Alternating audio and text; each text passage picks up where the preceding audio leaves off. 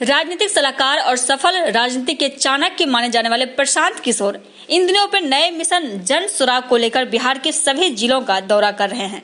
इसके तहत वे पूर्णिया पहुंचकर एक निजी होटल में प्रेस को संबोधित किया। मौके पर उन्होंने बताया कि देश के विभिन्न राज्यों के चुनाव में भारी सफलता के बाद अब वे बिहार में बदलाव की राजनीति पर काम कर रहे हैं। उन्होंने कहा कि वे लगातार जन सुराग अभियान के माध्यम से जन जन तक अपनी बातों को पहुंचा रहे हैं।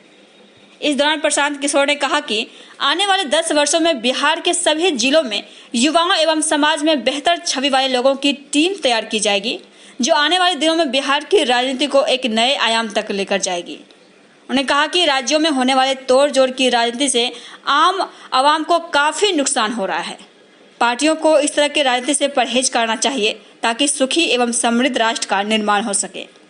हालांकि वर्तमान परिप्रेक्ष्य में उनका मानना है कि अभी वह अर्श या फर्श की स्थिति में है, जहां से उनको राजनीति के नए अध्याय की शुरुआत करनी है। मैंने एक घोषणा करी है, जन सुराज के नाम से एक बिहार में अभियान शुरू किया है, जिसके पीछे सोच ये है कि बिहार में एक नई राजनीतिक व्यवस्था बनाई जाए। बिहार की जो आज स्थिति है, बिहार आज देश का सबसे गरीब और पिछड़ा राज्य है। देश में सबसे ज़्यादा अशिक्षित लोग, सबसे ज़्यादा बेरोजगार, गरीबी रेखा से सबसे नीचे रहने वाले सबसे ज़्यादा लोग, जिस राज्य से सबसे ज़्यादा पलायन होता हो, ये सब हमारा आपका राज्य बिहार है। और ये तब है जब पीछे जो लोग शासन चला रहे हैं उन्होंने कुछ काम अपने हिसाब से किया ही है, या उन्होंने करने का जो दावा किया है।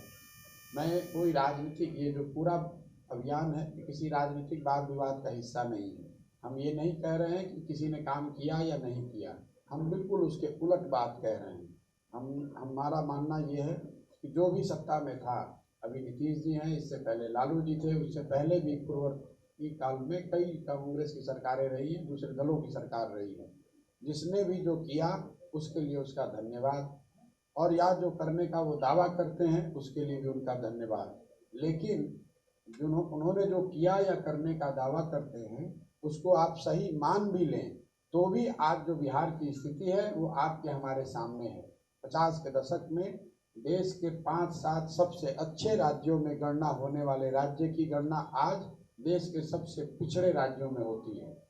आप प्रति व्यक्ति आय के हिसाब से देख लें, औद्योगिकरण के हिसाब से देख लें, शिक्षा, स्वास्थ्य, जो भी विकास के मानक पे आपकी रुचि है, अगर आप उसको देखेंगे तो बिहार का नंबर 26, 27, 28 ही होगा, मतलब देश में सबसे नीचे।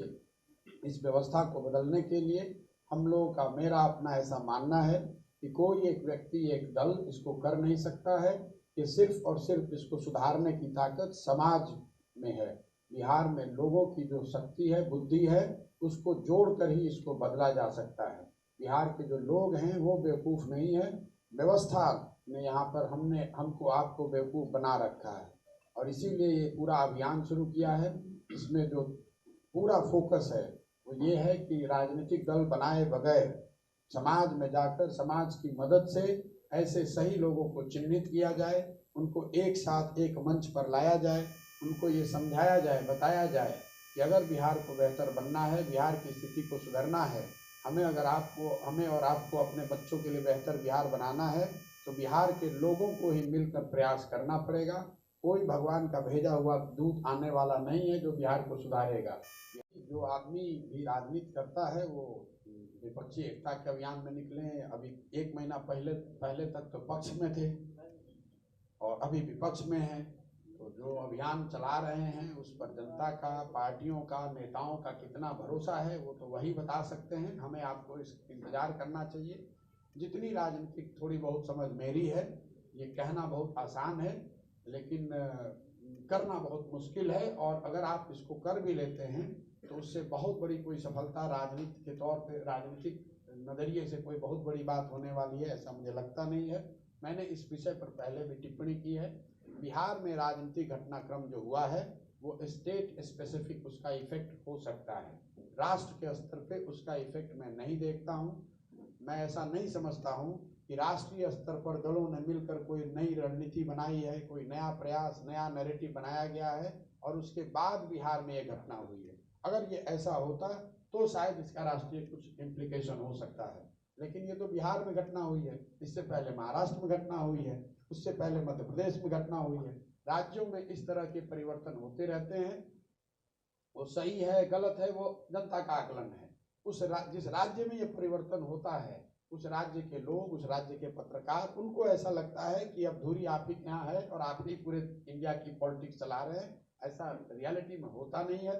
नीतीश जी अभी 1 महीना पहले तक तो बीजेपी के साथ थे, तो उनकी बात पर दूसरे लोग कितना भरोसा करेंगे, जनता कितना भरोसा करेगी? नया क्या ऐसा बताया जा रहा है? कम से कम मेरी जानकारी में नहीं आया है।